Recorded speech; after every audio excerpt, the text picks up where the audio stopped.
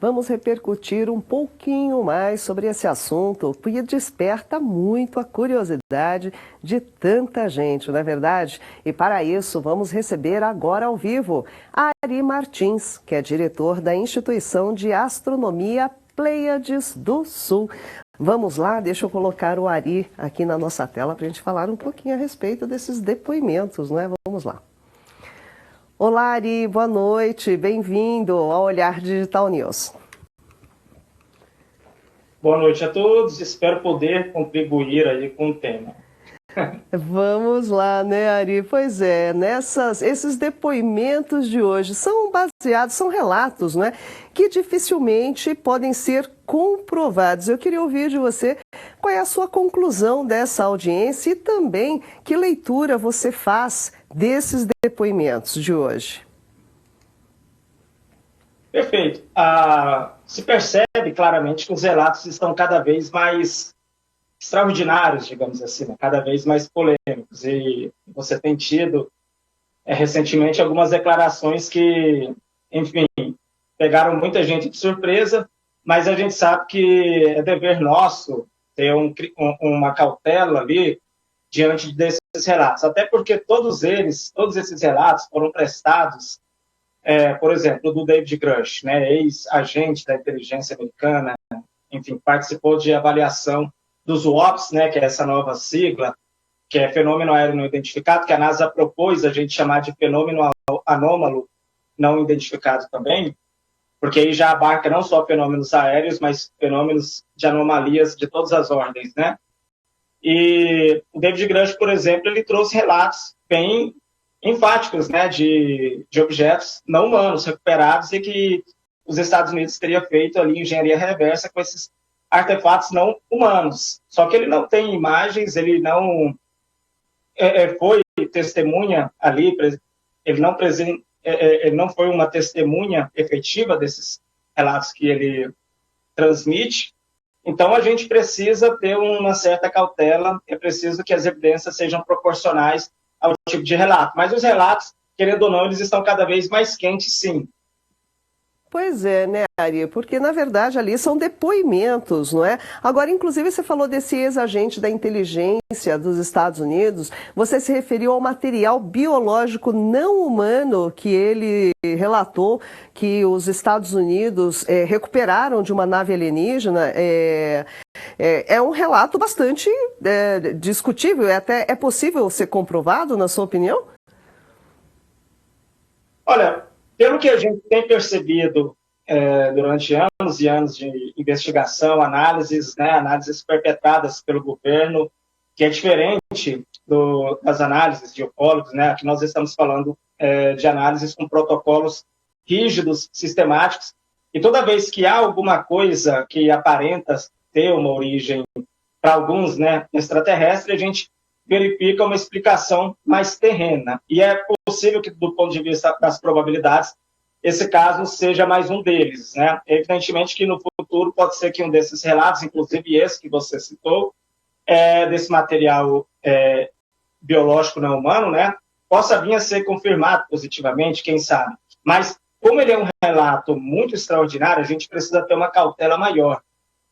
Inclusive até os ufólogos, alguns ufólogos ditos sérios, digamos assim, eles têm algum cuidado, alguma cautela com esses relatos mais anômalos, né? Então, o que a gente percebe é o seguinte, é uma informação mais ousada, porque antes o próprio David Grush já havia comentado algumas coisas ousadas, por exemplo, nave, ou possivelmente, né, nave alienígena, né, ou pelo menos um artefato ali tecnológico não humano, mas agora foi além, agora há esse suposto material biológico, né, que seria um contato assim, mais íntimo com alguma coisa anômala, digamos assim. Então é preciso realmente a gente ter um cuidado muito grande, toda a imprensa, mas também os estudiosos e quem propaga esse tipo de informação, fazendo divulgação científica, é preciso ter uma cautela muito grande, porque o tombo é maior quando a alegação ela é mais extraordinária, né? Então, eu, pessoalmente, posso estar errado, eu até quero estar errado, mas eu não acho que isso se conclua como uma evidência de alguma coisa alienígena. Pelo contrário, infelizmente, eu acho que ou a coisa termina inconclusa, ou se a gente levar adiante essas análises, a gente vai concluir que é alguma coisa terrena, explicada. Infelizmente, eu acho que não se trata de alguma coisa alienígena, pelo menos até agora. Agora, Ari, é discutível. Agora, na sua opinião, é importante que os Estados Unidos, que o governo dos Estados Unidos tenha essa abertura para essa discussão pública, né? Esses depoimentos que até geram uma transparência sobre o assunto? Ou você acredita que isso causa mais confusão ainda, talvez até crie mais situações de teorias da conspiração? O que você acha? Eu acho que a abertura é importante, inclusive o próprio diretor do escritório de resolução de anomalias de todas as ordens, né, do Pentágono, ele disse que houve um aumento de casos recentemente, principalmente por conta dessa desestigmatização, ou seja, é um assunto que tem sido menos estigmatizado, porque, primeiro, o Pentágono, que é de alguma maneira uma instituição séria, o governo, né, tem se envolvido mais nisso, tem sido menos tabu entre militares e governos tratar abertamente desse assunto, e agora a própria NASA, que é um protótipo de agência, de instituição séria, começou a estudar seriamente a questão, inclusive trazendo uma nova metodologia, com novos protocolos mais sistemáticos para poder contribuir com os estudos militares, né? Cada um ali contribuindo ali de acordo com sua expertise e avolumando mais informações, e de repente a gente pode sim, por conta dessa abertura toda, a gente torna o assunto menos tabu. Agora, as teorias conspiratórias, elas sobrevivem mesmo a isso, né? Porque a teoria conspiratória, ela trabalha com uma lógica diferente.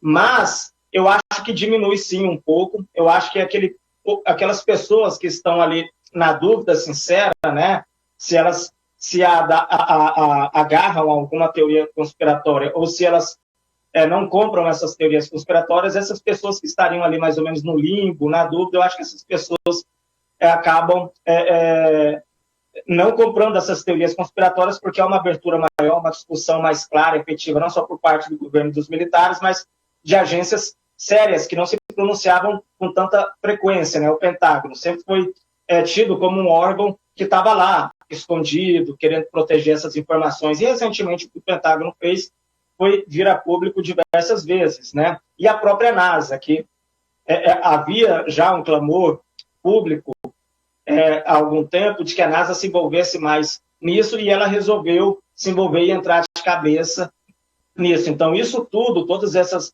agências, instituições sérias que antes se mantinham mais quietas, tímidas em relação a esse assunto, o fato delas virem a público e tratarem um assunto sem tabu, evidentemente que mostra que é um assunto que dá para ser tratado com seriedade, com ciência, tirando aquele tabu que a própria ufologia, né, de uma maneira assim muito enviesada, sempre tratou esse assunto.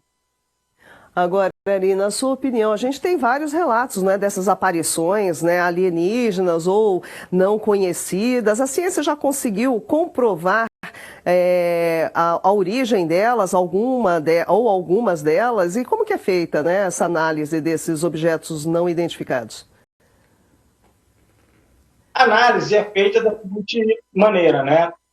É claro que algumas metodologias são confidenciais e discretas. É por isso que o Pentágono, por exemplo, e os militares não podem abrir tudo, né? Por quê? Porque eles estão ali tratando de objetos que podem ser de tecnologia estrangeira, e é importante para eles manter um certo sigilo, uma certa discrição em relação aos métodos, para que as tecnologias estrangeiras não se adaptem a essa tecnologia e se camuflem, né? Quando eles colocam um drone de vigilância, de exercício militar no outro país, por exemplo. Então é importante manter uma certa discrição. É claro que as conspirações vão dizer que essa vigilância é parte de um complô e tudo mais, mas não, é porque há um interesse de... A gente sabe, né, que esse material é humano ou alguma coisa de ordem natural. Uma das metodologias, inclusive, que a NASA, me parece, vai adotar, é buscar padrões de comportamentos, ou seja, a gente começa a investigar aqueles objetos que a gente concluiu que era um lixo desorientado, um balão de algum tipo, um drone de determinada categoria, e de repente a gente vê como se deu as características da experiência com esse objeto, né?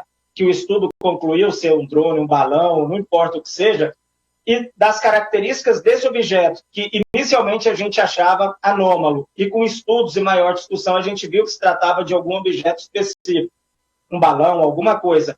Então a gente pega todos os dados em relação àquele objeto, as dinâmicas de movimento e tudo mais, o modo como passou na câmera e tudo mais, para a gente comparar com aqueles objetos que ainda são anômalos e gerar padrões, porque assim, quando a gente observar de novo o mesmo objeto, fica mais fácil da gente comparar por analogia com outros casos que a gente já padronizou. Então, a gente já olha e, pelo menos do ponto de vista provável, a gente diz, é provável que seja isso, porque há um padrão, ele está obedecendo um padrão X que a gente já viu em outros objetos que passaram a ser identificados. Então, a busca por padrões é muito importante, né? E análises técnicas, tudo. Portanto, há uma parte dessa metodologia que é um pouco não liberada, né, como eu disse, mas há também uma busca por padrões e também o fato do envolvimento mais íntimo com essas pesquisas mostra